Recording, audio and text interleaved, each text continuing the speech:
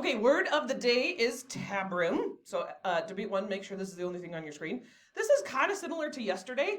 You absolutely need to know this for the tournament. It's one of the basic parts of the tournament. And there's some cool tricks and tips to know. So Audrey, make sure you're focusing. Okay, so think of the Tabroom as headquarters at the tournament. It's not the place where all the students are hanging out. That's the cafeteria. But it's the brain of the tournament. It's where they calculate scores. It's where they're making schematics. Basically, it's like 10 people from the district who are running the tournament, or at least the main parts of the tournament. So if you look at the picture, this is an example of a former tournament map. And you'll see, you'll get a copy of the map. When we show up at the tournament on March 21st, you'll get a copy, and it will have tab clearly labeled, along with some other stuff. You can also see in examples, you can click this other map. This is not what Alta looks like, because the map, or the tournament we'll be going to is at Alta. But this was an old tournament, and you can see how they have certain things highlighted, and then that kind of correlates to the key down here. And then you'll see how they have stuff like postings and announcements and tab, and you'll also see like extemp prep. And so that being said, let's come back here. So look in synonyms, they're pretty important for today. Tab in the Tabroom is short for tabulate. And if you're gonna tabulate something, it's a fancy way of saying you're calculating, and that's why it's called the Tabroom. Go ahead and click this link, everybody, in the synonyms box. So this is cool for a couple of reasons. So number one, I actually got an email, I'll show you, from the district yesterday, where they're starting to think about March Madness. One big change, heads up, that I have to change our tournament date poster. They've decided to change the date of the state tournament, which has never happened before. It's now no longer on May 9th, it's now on May 2nd. But that being said, they were basically in this email, they were telling me it's time to start registering all your students.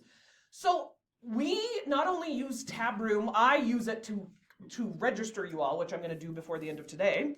But it's also basically it's the website where they input all of the scores from the hundreds of ballots. So after a couple of days after the tournament, you can see how it has a results tab right here. They usually do publish the results. It won't tell you a lot of in-depth information because that's mostly what the ballots are for.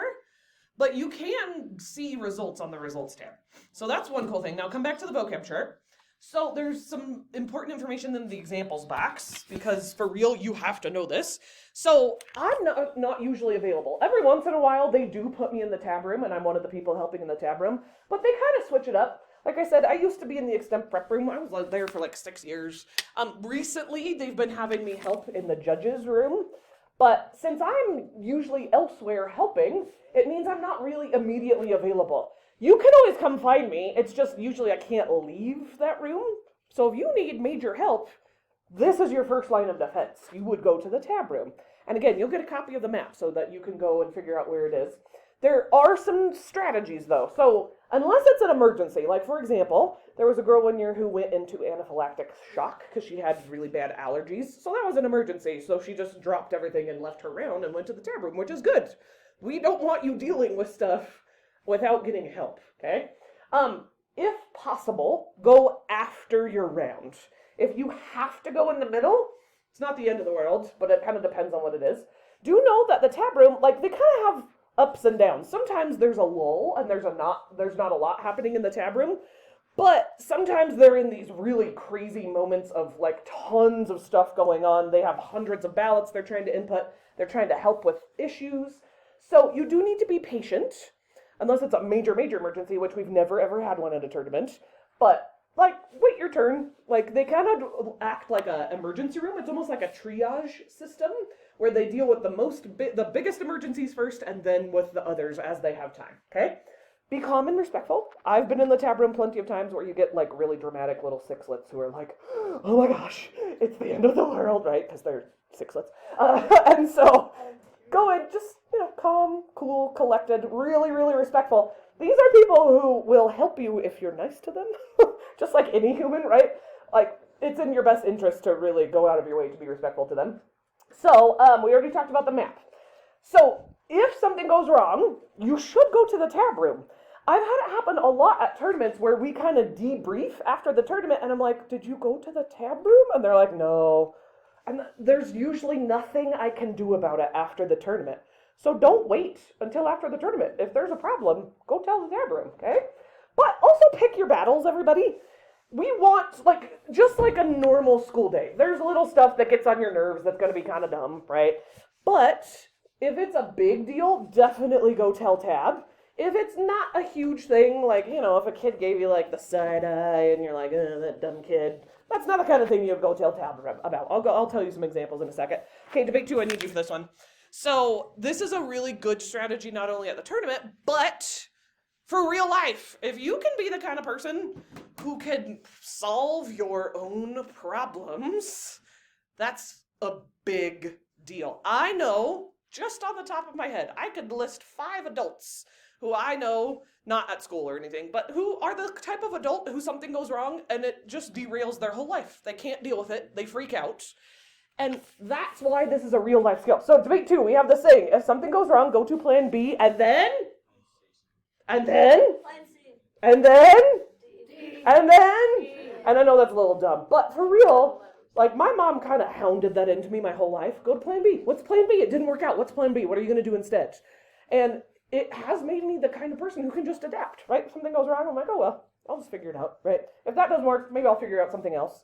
So try and figure it out yourself first. Try and problem solve yourself. If it's not working, definitely go to the tab room, but try yourself, right? See if I can be the kind of person who can not freak out and just figure it out. Yeah. So it's like playing tag. If you're about to attack, then you can either do a back. Oh, that's plan B.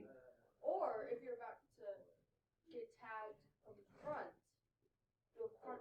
That's plan C. See, you're thinking of that exactly right. Okay. Now, if you look in the non-examples box, which is actually extra examples, these are some of the times where, if it were me, I would go talk to tab. I would say at one tournament, we only ever have about 4 kids who have to go talk to tab. Okay, so it's pretty rare, but it does happen.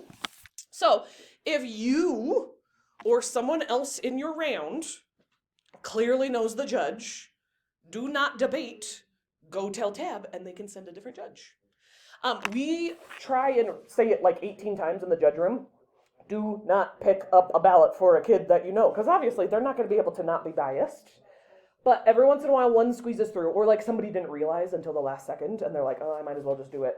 So, but nope, that's not fair to you if your judge knows your opponents, right? So walk out of there and go tell tab, and they will send a new judge, yeah. So there's been a lot of seizures this year. Would that be one? Exactly, yeah. If there's a medical emergency like that, we would tell tab for sure. Yep. Okay, next thing. If someone is blatantly cheating, it doesn't happen a lot, but there was this mom a couple years ago who her oratory kid wasn't fully memorized, and she sat in the back with a sign that she would hold up every time the kid forgot his memorization. No. Blatantly cheating, but that's a time where I would go after the round, okay? The next one, if a judge or debater is doing something majorly against school rules, this is rare, but I told you about the vaping thing, but it's really rare. If it's majorly against school rules, go tell tab. People should not get away with that. And there's this weird phenomenon at a tournament that people really think they're going to get away with little stuff. They don't. There's cameras everywhere, there's adults everywhere, there's people everywhere. So just because you think no one's watching doesn't mean you're actually going to get away with it, okay?